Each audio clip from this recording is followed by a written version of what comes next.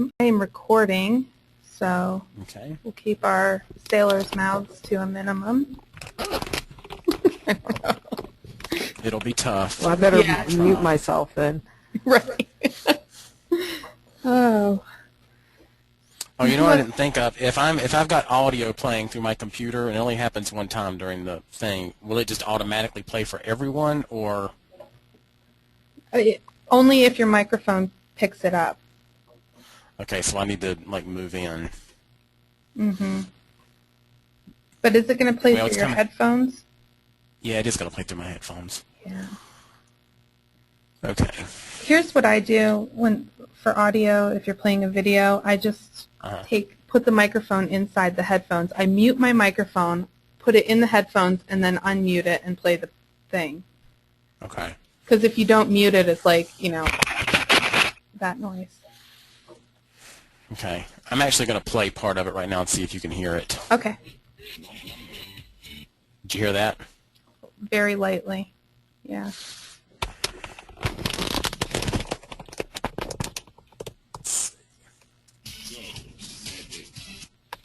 Did you hear that? Yeah. No. No. I don't know why they can't just capture from the sound card. Okay, well, I'm not going to worry about it. I am going to play a podcast of some student work, but I'll hold it right up to my microphone. Well, what you could do is just unplug your headphones and try to let your microphone catch the speaker. Okay, let's try that.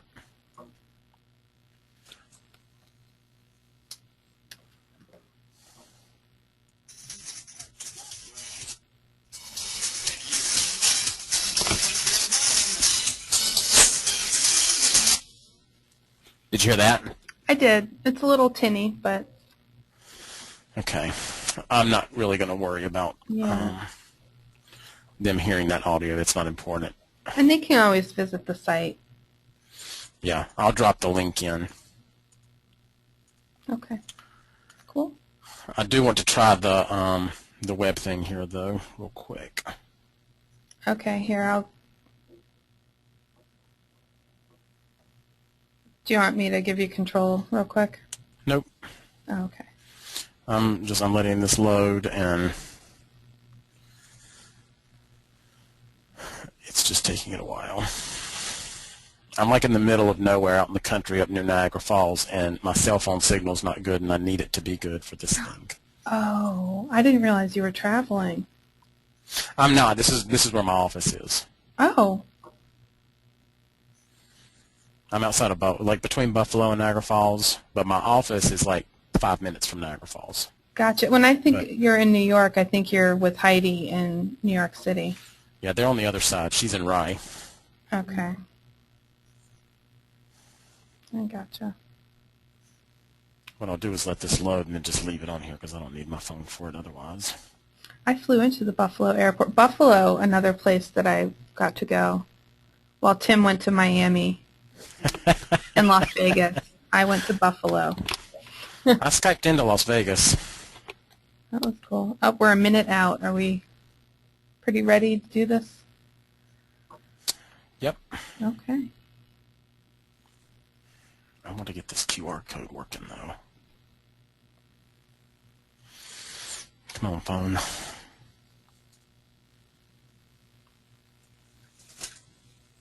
How many people did we have sign up?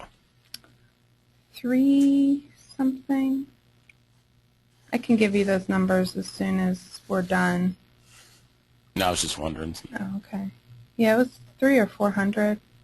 Oh, people are starting to come in now.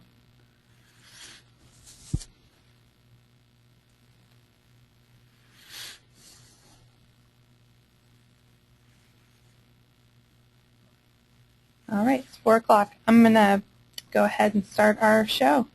Okay. All right. I'll email you when it's over. Okay. All right, thanks, Mike. Okay. The broadcast is now starting. All attendees are in listen-only mode. Hello, my name is Leslie Welch. Welcome to the latest installment of the Summer Boot Camp webinar series. Today's presentation is Virtual Summer Camp, the newest tools on the web to explore for instruction with Mike Fisher.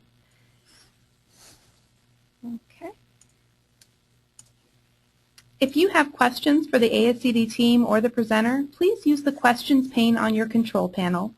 We'll post links to the handouts and other resources there too.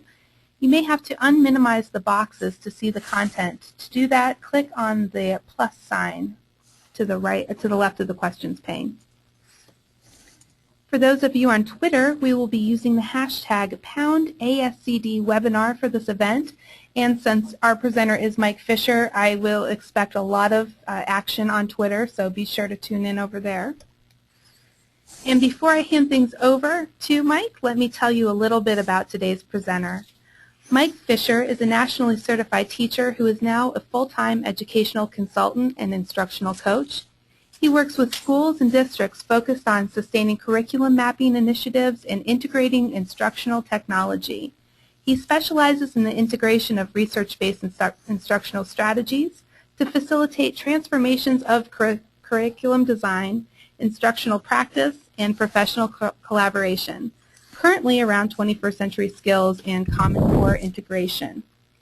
He is an active blogger who writes often for the Curriculum 21 Ning and ASCD Edge, and contributed to the ASCD book Curriculum 21, which was edited by Heidi Hayes Jacobs. And he has a new book coming out in February of 2013 with Janet Hale on curriculum transformation. And let me just give you all a quick note that we have a special of 15% off of Curriculum 21 posted to our Facebook page. So if you're interested in picking up a copy, head over to facebook.com/ascd.org and you can grab the code there. Just a nice little treat for our audience. So with that, I am happy to hand things over to Mike Fisher.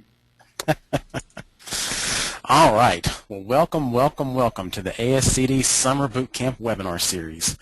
I'm already looking through the participants here, and I see a lot of familiar faces. I'd like to ask one of those familiar faces, if I can put her on the spot, Karen McMillan. If you don't mind, Karen, can you also be kind of a Twitter notes taker? I'm going to be sharing several links, and anybody can do this, but I'm going to put my trust into Karen for just a moment and ask if she can drop some of those links into Twitter with the ASCD webinar hashtag. And then that way we've got multiple levels of things going on here, and people can participate in whatever modality they'd like. So, virtual summer camp.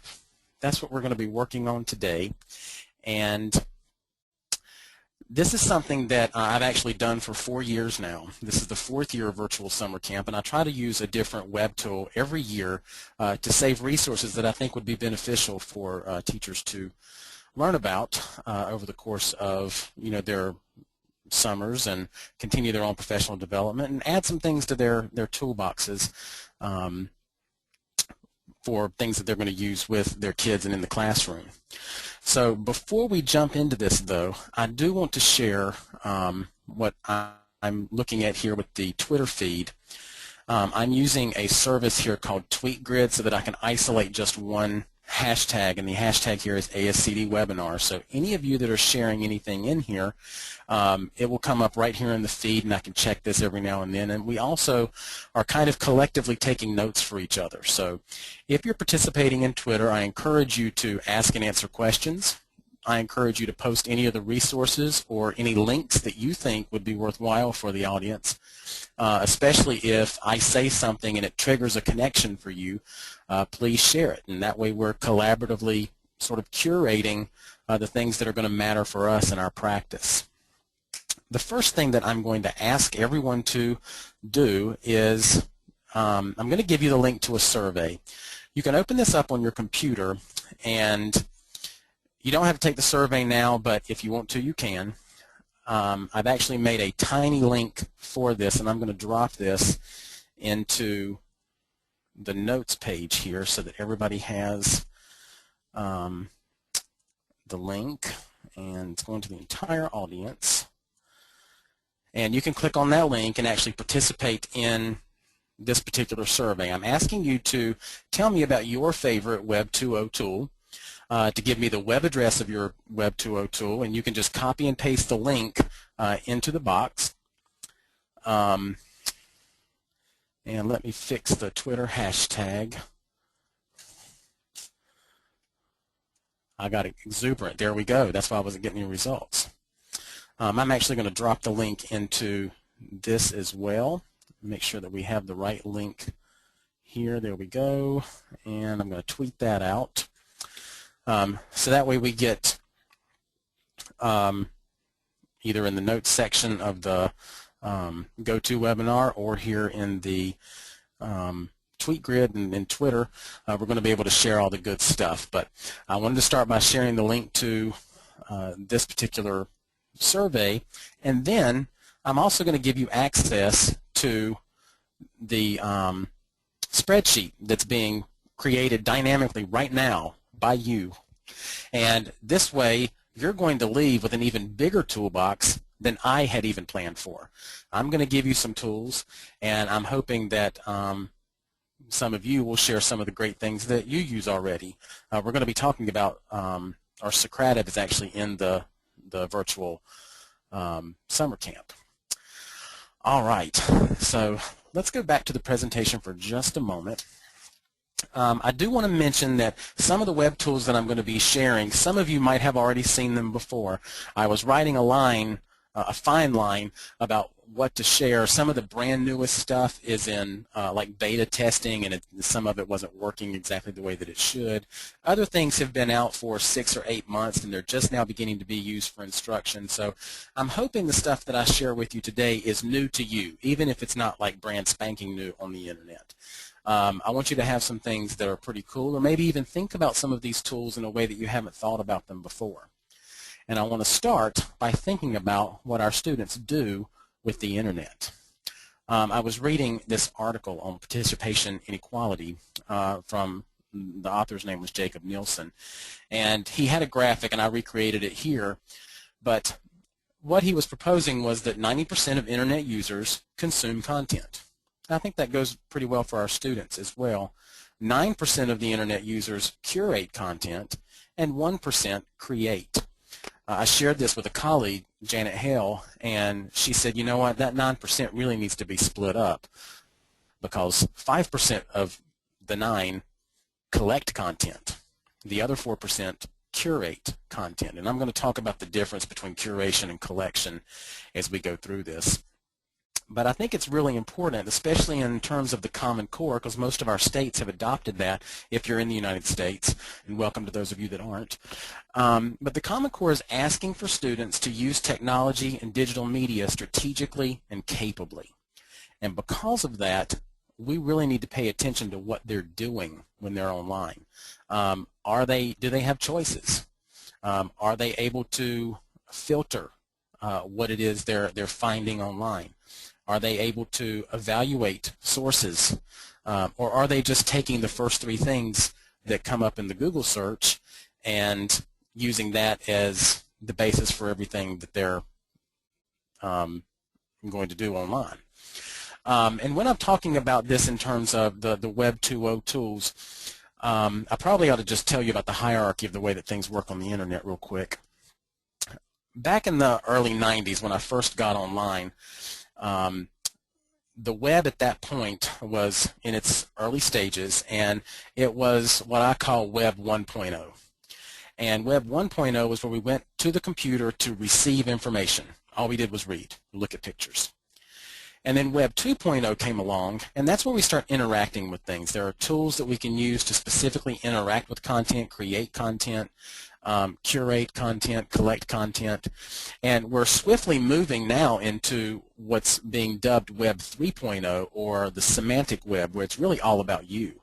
If you'll notice at home, if you're logged into your Google account, anytime you do a search, it saves that information, and it's digitally profiling you, sort of, in a way to give you results that are going to matter to you. And so the new version of the web is going to be very, very, I guess, egocentric to you, because it's going to be about what you care about, and you're going to get results that matter to you. But what we're talking about here today are web tools that are online. And in general, these web tools are known as Web 2.0 tools. All right. So When we talk about curating content, I want to go back to the spreadsheet that we're creating here. We've already got quite a few things in here. 16, 17 people have already contributed stuff, and what we're doing here, the difference between a collection and curation is what's happening here in column D. Column D is asking for a rationale, and that's what sets curation apart from collections. And so when we're doing this, when we're using the Web 2.0 for instruction, we want to kind of be in that curation and curation and creation zone. The words are very close together, because we want students to be capable and strategic with their use of digital media and technology, but we also want them to give rationales for why they're doing what they're doing. Metacognition, I believe critical thinking and valuing evidence are other key college and career readiness capacities. But what we've got here is a curation, and the reason it's not just a collection is because we're not just collecting a bunch of websites and saying, here you go, here's a list. We're giving some rationale and some reasons for why this is an important tool to have in your toolbox. So we're curating something almost like a museum exhibit, so that other people can visit this and understand why it is we did what we did here. So the tools that I'm going to be sharing today, like I said, are not necessarily brand spanking new on the web, and they really are just the tools. If you've seen me do anything else, or if you were in the webinar last year on the iPad, my big message is always that the tasks matter. The tools are nice, but they have to be part of your toolbox, and that's what we're really doing here today, is adding to your toolbox. We don't want to fit instruction to meet the tool. We want to have the tool in the toolbox to meet the intended task. So we always want to be task focused, and I'll be talking about several tasks as we go through this when we look at the different tools. And I added a slide here that I had made last year about it's really not about knowing this tool or that tool. The important thing is that you have that toolbox, and that toolbox gives you opportunities that are ready to meet a specific task. You're always prepared. So without further ado, let's jump in. The first website I want to share with you is one that was shared with me by a colleague of mine, Bill Shesky of SheskyLearning.com, and it's called Learnist, and it's a Pinterest-like tool for educators. It can be a visual curation tool, but most people right now are using it for collecting. It allows you to create and share content in these learning modules. That's what they call their board, so it's a little bit different than Pinterest. And the more I explore it, the more that I'm finding that it could be an interesting tool for classroom flipping, or the flipped classroom. You may have heard some of that before. This is a newer term, and we're just now getting into what this really is going to mean for instruction. And the basic definition of it is that in the flipped classroom, the learning is done as homework and the work is done together at school, instead of the learning happening at school and the homework being done in isolation at home. So let's take a look at it. I just want to quickly look right here and see how many we've got coming in. Wow, almost 30 contributions. You folks are awesome. This is great. All right, so this is heavy interaction. I love it. So this is the virtual summer camp for teachers. And Karen, if you don't mind dropping this link into Twitter, and if someone could drop it into the notes area in GoToMeeting. If you're having trouble finding it, just go to Learnist, Learni.st, and search for Virtual Summer Camp. And this is what it is. I have several boards in here, and you'll notice that the pictures are a little bit bigger than they are on Pinterest. Each of these represent another place within the camp. So there are several boards here. This first board with the stack of books and the mouse is just about webinars and online PD. So when I open this up, it's going to take me to just the image. I click on the image, and it's going to open up another board that is just webinars, including ASCD webinars, interactive websites, Classroom 2.0 Live, free course materials from MIT, 450 free online courses from top universities. There's a lot of stuff in here to explore. One of the things I like to do whenever I'm doing webinars, or if I'm doing, even if I'm doing just physical in-person professional development, I know that in the short amount of time that I have with folks, I don't necessarily get to everything that I want to get to. So I'm lighting a fire here, and what you're seeing here is the fuel. And then you're going to go off and you're going to burn for a while, and you're going to explore, and you now have a 24/7 place to come and play. This is your new playground. Playing is very important. The more you play with these things, the more you get used to them, the better able you're going to be. You're going to use them for instruction. But this is the one just on PD and webinars. Other pieces of the camp include essential apps for educators. So those of you that are using your iPads or your Galaxy Tabs or whatever your digital device is, I've put together a board just including essential apps, so you know what to download. And a lot of them are free. For those of you participating in the Common Core, there's a whole section of the camp that's just the best of Common Core resources.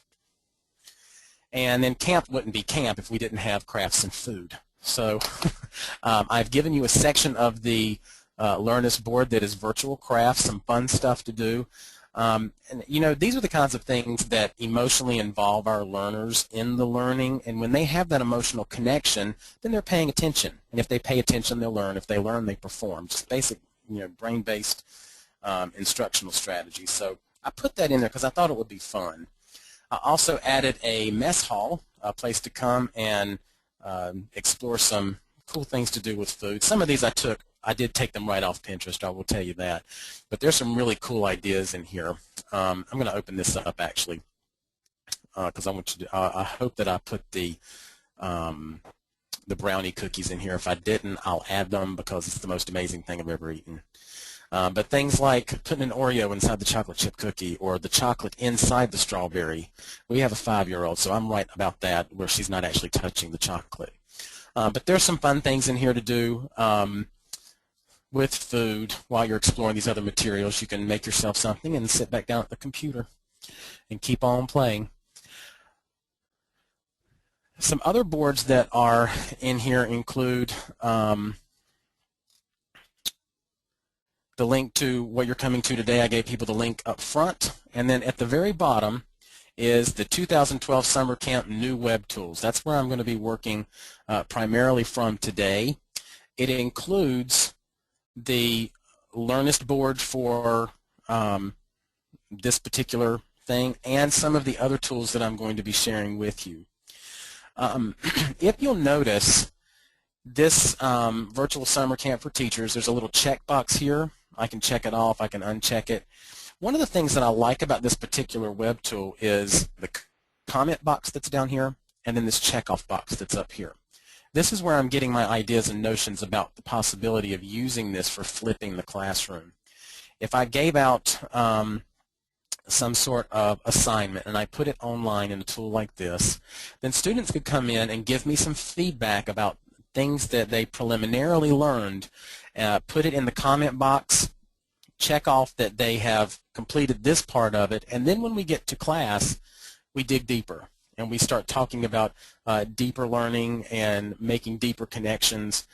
And I think this is huge for engagement in the 21st century. I'm very interested in what modern learning really means, and I want to make sure that I'm doing stuff that's going to engage the students but also cause high levels of learning to happen. I don't want to just do things that are engaging for the sake of using a tool. I want to make sure that it's making a difference for learning as well. So that said, Learnist is a particular tool for doing that, and it works sort of like Pinterest. I think it's got some really cool features. One of the big drawbacks of it, though, is that you have to log in with a Facebook account. I'm hoping that the organizers will add something later to let you log in, with a specific username and password, or perhaps Twitter or some other social tool, because I think it is a limitation for any of you that don't use Facebook. You would need to sign up for it in order to use this particular service. Another service that is very similar to this is called EduClipper. This one just launched. It just became available from a colleague of mine, Adam Bello. He runs a website called edutecher.net, and this is his newest thing. And it's based on clipboards and clippings, and it really works a lot like Pinterest. If you can see my whole screen up here where I'm mousing around, there are little bookmarklet buttons that you can add for. I've got the one here for EduClipper, for Learn It. Pinterest is over here. Another website that does something similar is called Scoop It. I've got that one here. But this allows me to just clip anything that I want to from the internet. I can write a little caption about it if I want to. If I'm really being a curator, then I want to write that caption. I want to make sure that I'm giving people a little bit of feedback about what it is I'm saving. Right now on EduClipper, I've saved one clipboard, and it is about the Common Core. And I'm hoping it's going to come up here. Here it is. Best of Common Core resources. And any of these you can go to, including apps for the Android market and for iPad. But it gives you things that I'm finding online that I think would matter to people that are engaged in learning about the Common Core. I've done some things for physical education teachers, for art teachers, for music teachers, for media specialists. So if you click on any of these, it actually takes you out to these pages where I've saved other stuff. This one happens to go to Pinterest because as a visual tool, I thought it would be really cool for art teachers to have a visual version of what they could do with their students.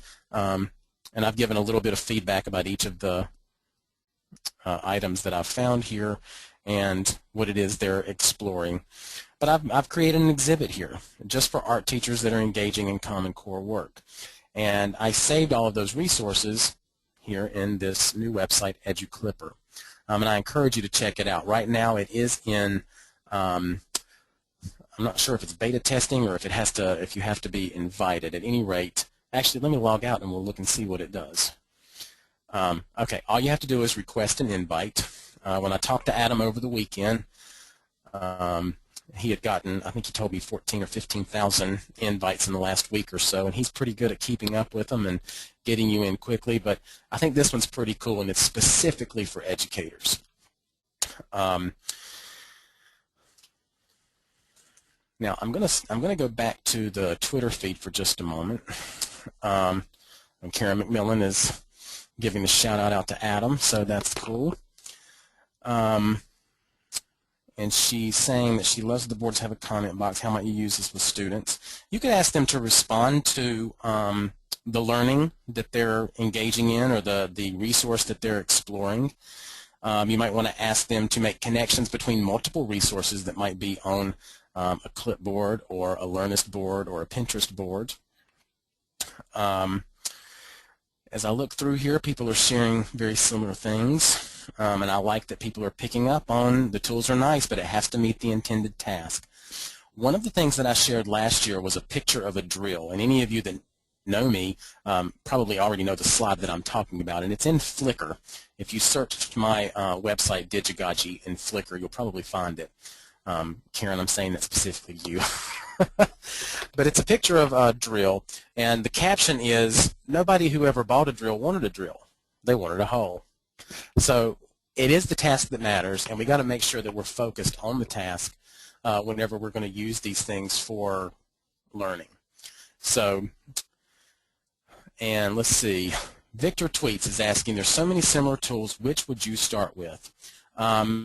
Victor, if it was me and I was just beginning this, it's very easy to get overwhelmed with what's being offered. I would start with EduClipper.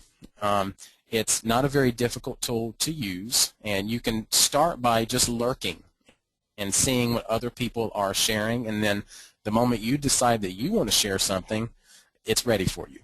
You can install their bookmarklet into your browser so that you can save things as you go along. But it would be a good tool, and since it's brand new, everybody's in the same boat. Everybody's learning at the same time.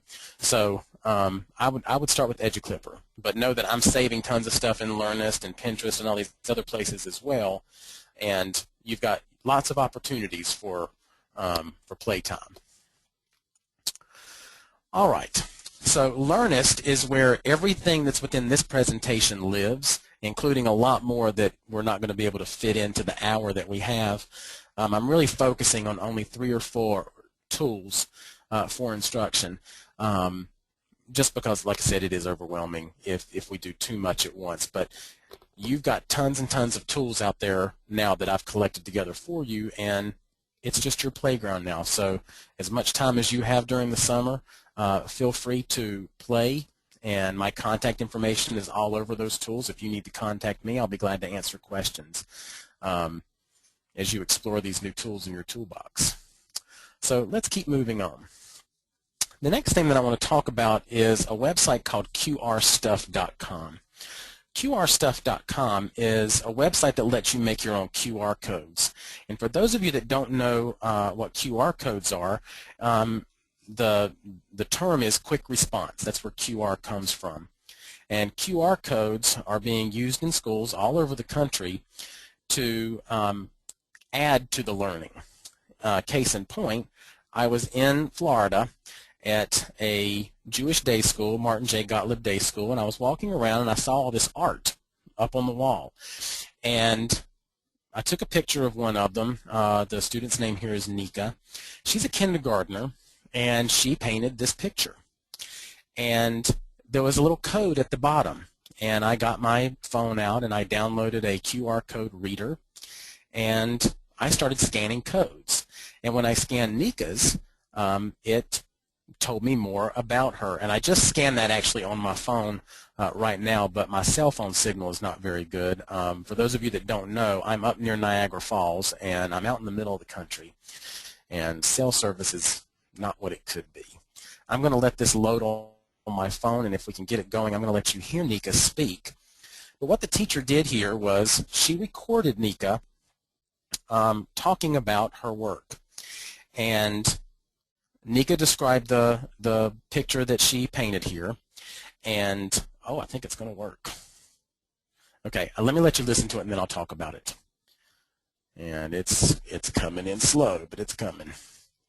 All right, hopefully this will work over my headset.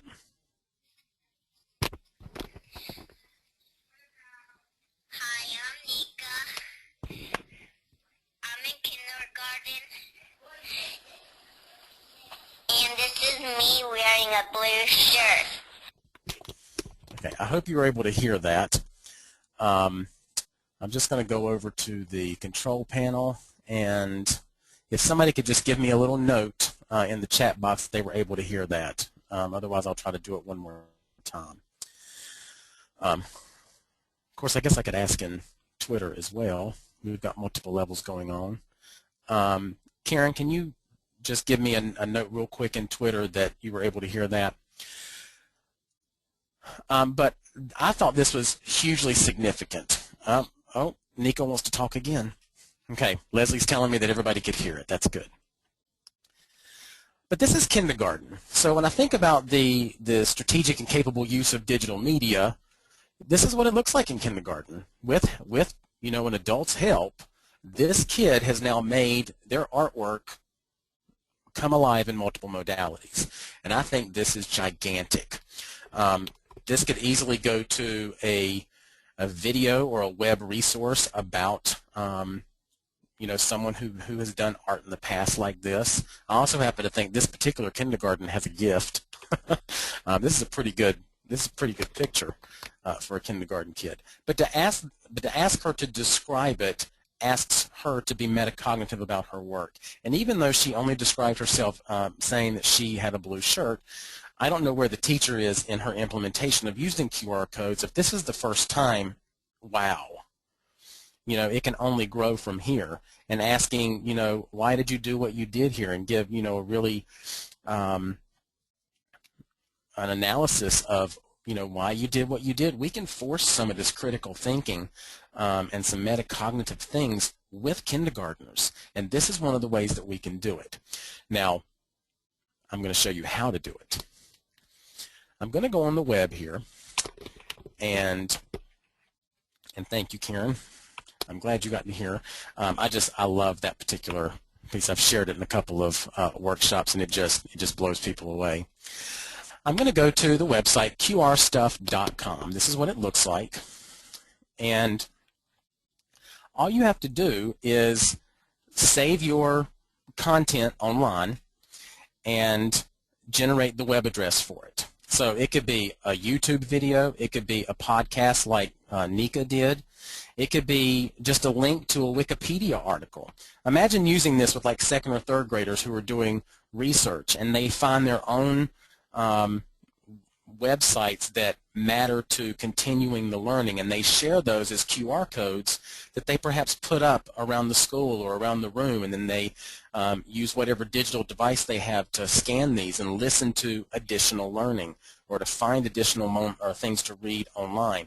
I think there's a lot of opportunities here for using QR codes in the classroom, and there's a lot of folks that are doing PD just around this because it's really something that people are jumping on.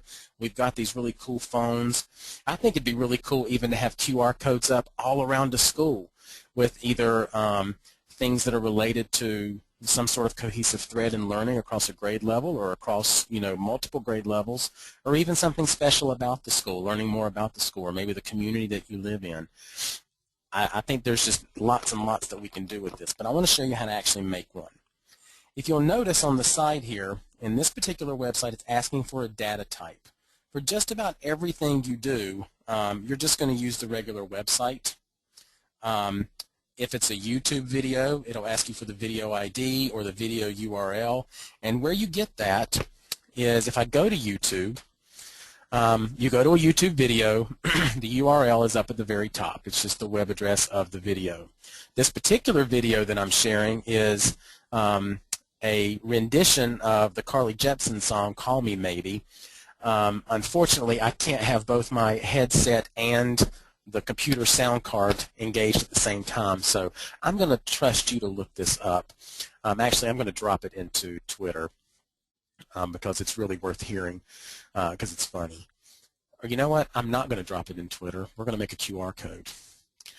I'm going to grab the web address here, and I'm going to go back to qrstuff.com, and I'm going to drop the link by copying and pasting it into the video URL box. I'm going to leave this just black for right now. And then the options that I have are to download the QR code. Once I download the QR code, and that's it. There's really just a couple of steps. Paste the link, pick a color if you want different colors for your QR codes, and then click download. It's going to download to my computer here, and I'm just going to open up this link. And if you have a scanner on your phone right now, scan it, and it's going to go to that video.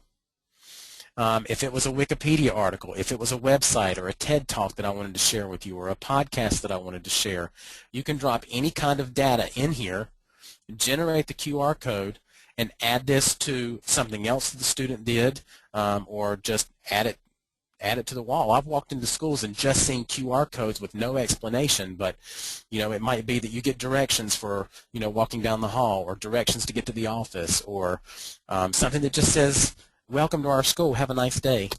So wouldn't that be cool if they were all over the place? I think it would be cool.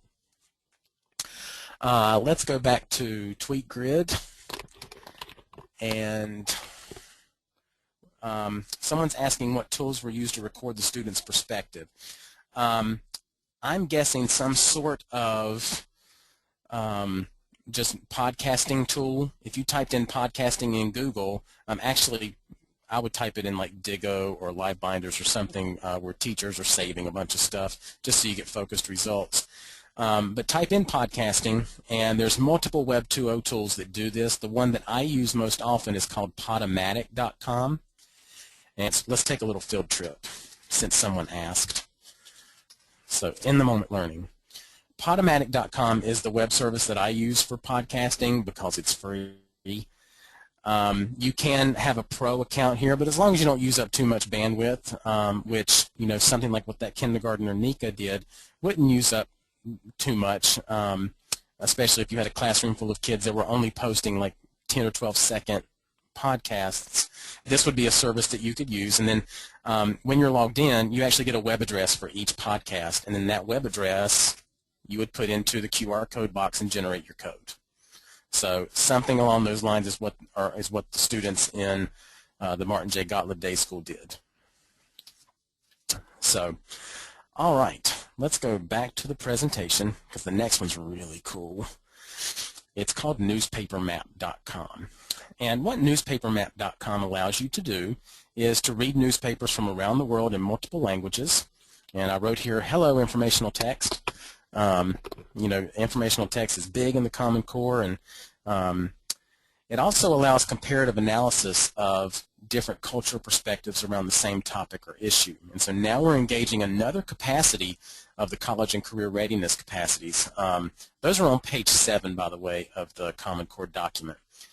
But what that capacity asks students to do is understand other perspectives and cultures. And so the only way to do that is to engage with other perspectives and cultures. This particular website was shared by Heidi Hayes Jacobs at our recent Curriculum Mapping Institute in Saratoga Springs, New York. And this is what the website looks like. What you're seeing is a representation of all the different newspapers that are being collected through a Google newspaper service, and then they're plotted on a map. All the ones that are in yellow represent newspapers that are written in English. And if you'll notice on the side, I don't know how well you can see it on your computer, but all the different languages are color-coded here. It doesn't matter, though, if you open up any of these, if they're in a different language, Google lets you translate it to any other language you'd like. So if you speak English, if you speak French or Spanish or Italian or Filipino, you can change it to the language that you are most comfortable with. I think that this is a really cool tool, and not just for social studies teachers, although the social studies teachers that are watching this now are probably very excited. But this is comparative analysis of informational text and looking at text from different perspectives. For instance, right now the Olympics are very popular, but what we're seeing in our news media in America might be different than what the news media in England is reporting, or in South Africa, or in Rio de Janeiro. And I think it's really cool to do some comparative analysis about what different places are caring about around the world and what they consider to be, you know, the top news. The top news in our country is not going to be the top news in other countries, but there are some common threads. And I've noticed that, you know, sometimes things that in America we maximize and think are these big, huge things, they're very much minimized in other places of the country. Or things that we might not think about on a daily basis are great big news in other countries. But that's not the only feature of this particular website. This one's got another cool feature, and it's up here in the corner. It's HIST period for historical newspapers. When I click that, it gives me those places around the world that have historical newspapers online. And I'm going to click on this one here in San Francisco, the San Francisco Call. And when I open this newspaper up, it's going to go to, this one goes to the Library of Congress. I'm going to change the date to 1901, and I'm going to go to September the 7th. Before I click on this, does anyone know what the significance is of it, the date that I'm clicking on? Let's take a look. This is the day after President McKinley was assassinated. And when I was playing around with this earlier, I can make these bigger and smaller, but I just thought this was amazingly cool. And social studies teachers, primary documents, anybody, primary documents, informational text. I even see application for like family and consumer science teachers, and I'll show you why in just a moment. But this is newspapers from the day that these things happened. I can scroll through the entire thing and see what was going on. This is an illustration. When I looked at some of the other newspapers that were available for this particular date in other places in our country, one of them from the Chicago area on September the 7th, 1901, said that William McKinley was in the hospital and was recuperating, while this one reported that he died. And I think it's really cool to see that how the flow of information is so different from the flow of information today. You know, if this had something like this happened today, you know, we get our news from 25 different sources. And in an hour, we have everything we need from places like Twitter. But back then, it would take days to verify information. I want to go through this just a little bit more because I mentioned the family and consumer science teachers.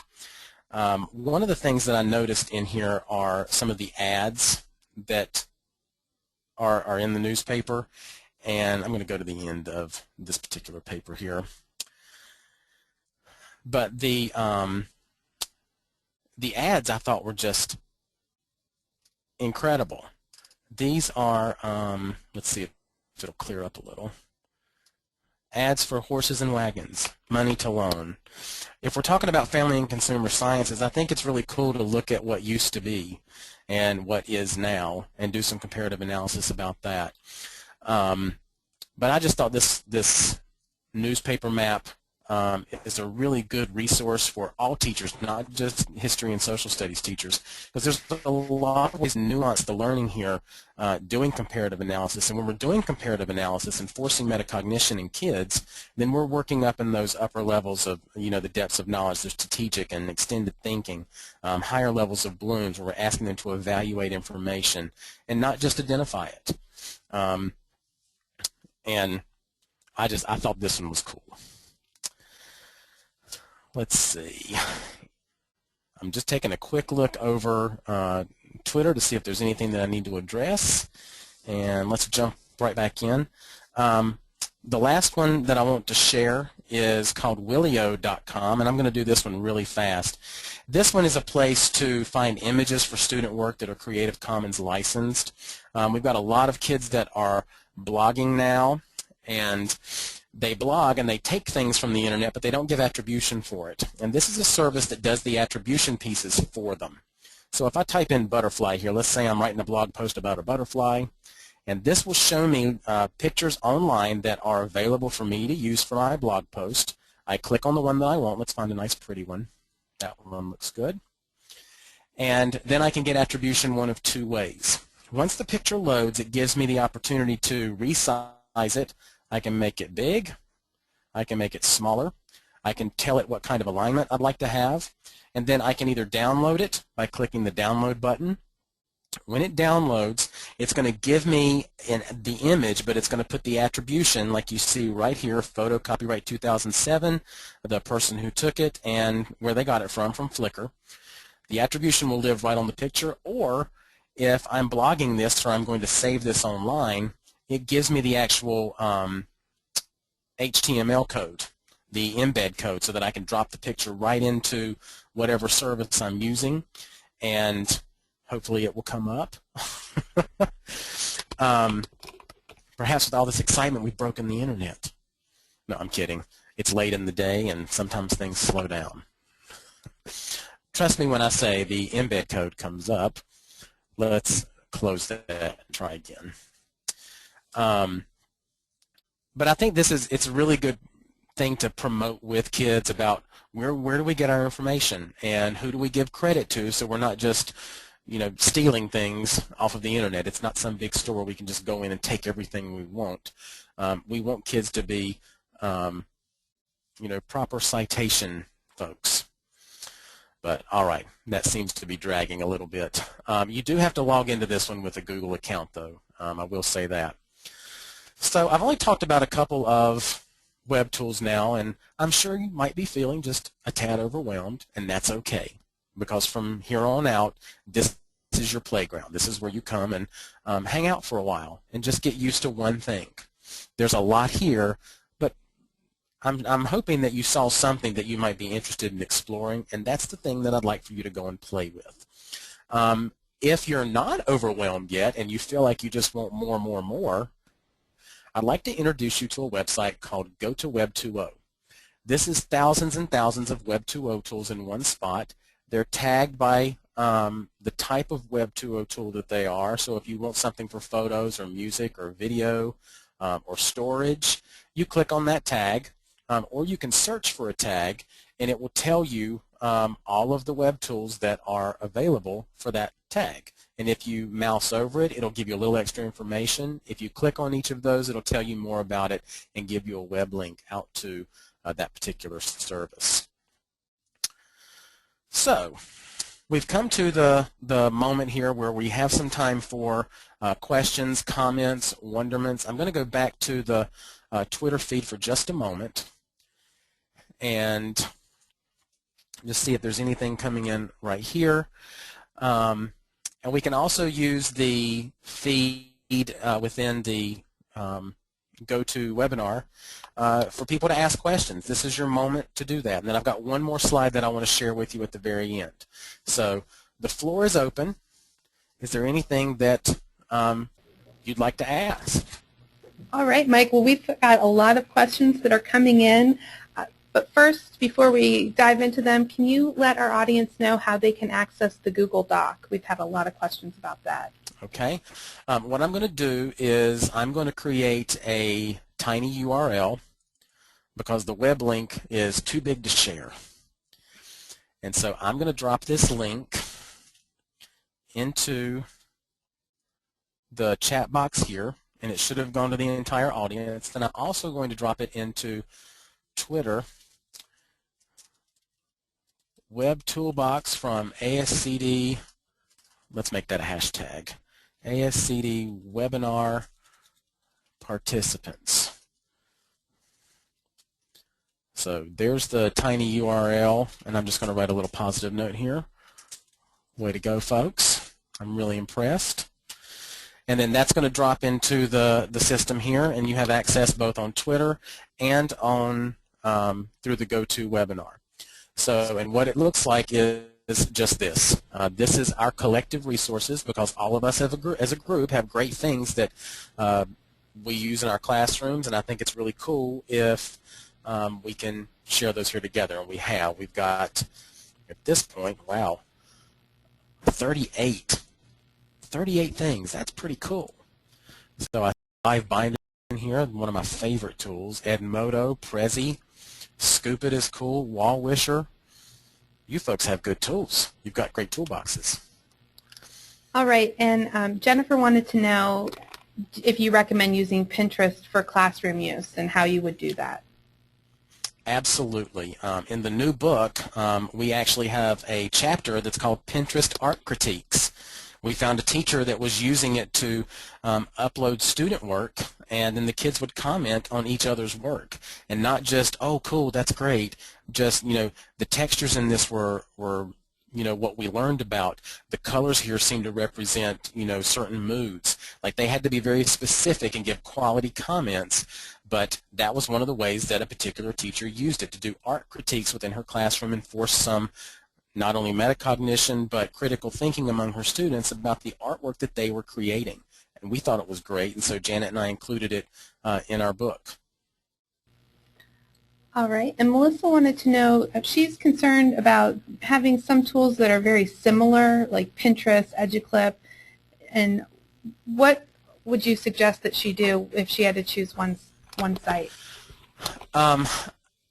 If I was to put them into a hierarchy, I think EduClipper is the easiest to use, even though it's the newest. What Adam has created has a very easy user interface. When she gets used to that, I think Pinterest would be a good next step, and then Learnist is kind of at the top because it's got some bangs and whistles in there that might take a little bit longer to get used to, but if you already knew EduClipper and Pinterest, then Learnist is a snap. But starting with Learnist might be more difficult than starting with EduClipper or Pinterest. Okay, so it's kind of like graduating to the next level. Kinda. That's a good way to think about it. Okay. We graduate through the toolbox. That makes sense. And Jamie has a question about the physical devices used to, capture sound and video. What would you suggest teachers use? What's the easiest way to get content on the web? I use my phone. I'm going to turn my phone on, and I'm going to tell you the app that I use. It's just called Recorder. So I think I paid $1 for it, and I record on my phone, and then I drop it into Dropbox. And Dropbox is kind of like a flash drive, but it's online. And so I can save stuff from my phone or any digital device that I use, and it just shows up on my computer once it uploads.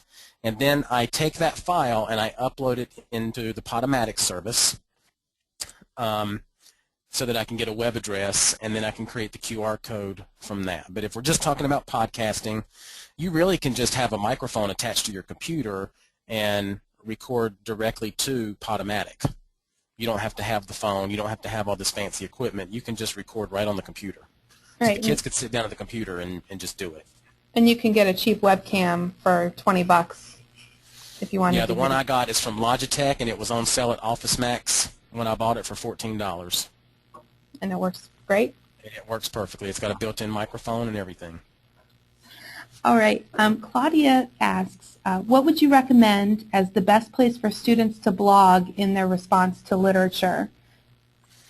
I like both Google's tool Blogger, and I also like WordPress.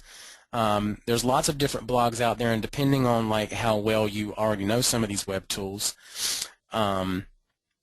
there's a really easy one called Posterous, and you can actually send an email right now to post@posterous.com, and it creates a blog for you. And then you can actually go into that blog at posterous.com, log in with your email address, and your blog's been created. There are settings and stuff that you can play with. I'm not sure about the lockdown settings the way that WordPress and Blogger have for keeping students protected. The easiest way around that is just if you're going to blog and you're worried about security, anyone that responds to the blog has to log in. So I would create Google accounts for all the kids, and they must log in order to respond, so that you don't get any nefarious stuff on the blog. And then sometimes there's on your school networks, there may be a blogging portion that comes along with your website. A couple of the companies, Webs That Work, and I don't remember, there's another big one. They actually have a blogging part of their web service that they offer, so that you can engage that as well. Awesome. And Shelley wants to know if you found any resources that are for Common Core that are for speakers of other languages other than English. No, Shelley, but let me show you how I would go about finding those. I'm going to go to a website called Digo.com. I'm taking another field trip here, folks. Bear with me. And Digo.com is, when you bookmark a website and you bookmark it to your computer, it lives on your computer and only that computer. Digo is a service that lets you bookmark to the internet, so you have availability to your bookmarks at any time wherever you have web access. And I use this a lot. You can see here in my items I've saved over 2,900 things. And I use this as a search tool often instead of Google, because I get more focused results, because actual humans are saving stuff that matter to them in this service. So Leslie, remind me again, Common Core for? ESL, ESOL, or she referred to it as a different name. Okay, LOT. so let's type in Common Core ESL. And I don't have anything in my library, but I'm going to click on the Community tab here, and it looks like they have some stuff. So what I'm looking at here is a list of everybody in Digo that has saved stuff around Common Core and ESL.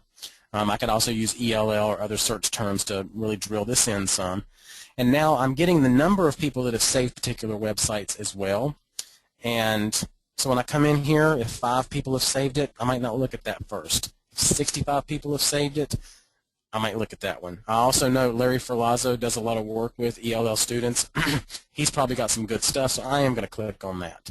This takes me to his website, and from here I have buttons across the top where I can save it, I can share it, or if I click the green link here, I can actually go right to this website and look and see what he's got.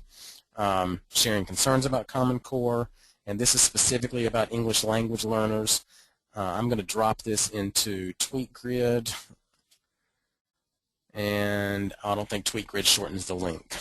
I'm going to drop it into the box down here, and Karen, if you can grab that and shorten it or just put it into Twitter so that everybody has access to that, including Shelley, so that she has a place to go for some of those resources. But that's how I find stuff. if somebody has a specific request. I usually use Digo, LiveBinder, some of these other search and some of these other tools. I use them as search tools, even Pinterest. And we have time for one more question. We had an audience member who asked you to speak about the copyright issues in Pinterest and what we need to look out for. Actually, somebody just blogged about this the other day.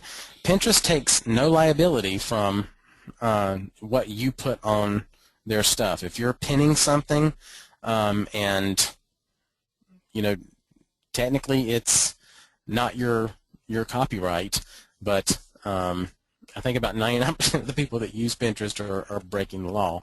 However, a lot of people are adding a Pinterest button to their web content because they want it to be shared.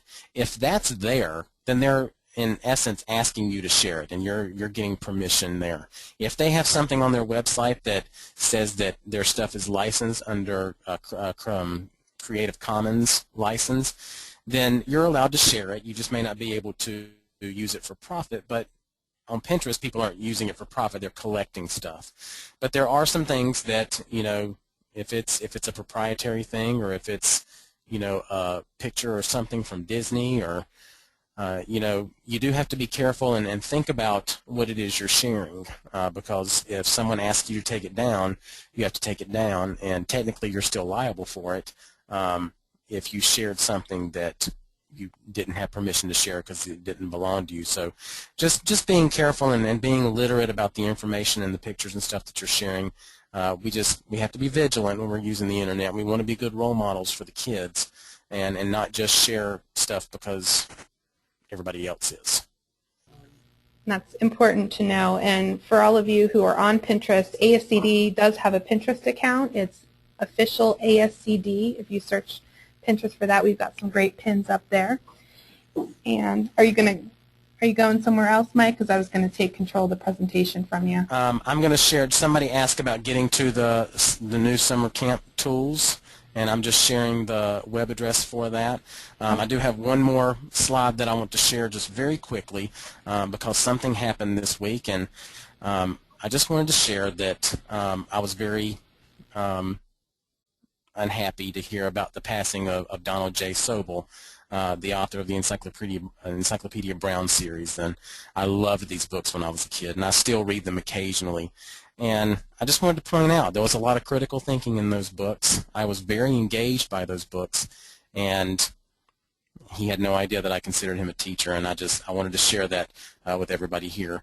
Because that's something that I was connected to as a kid, and it underscores some of the stuff that I write about now about engagement and learning. And I know that it's old school because it's just on paper in a book, but it was something that mattered to me as a kid, and I just wanted to give a little shout out there here at the end. So thank you very much for allowing me to share some of this with you.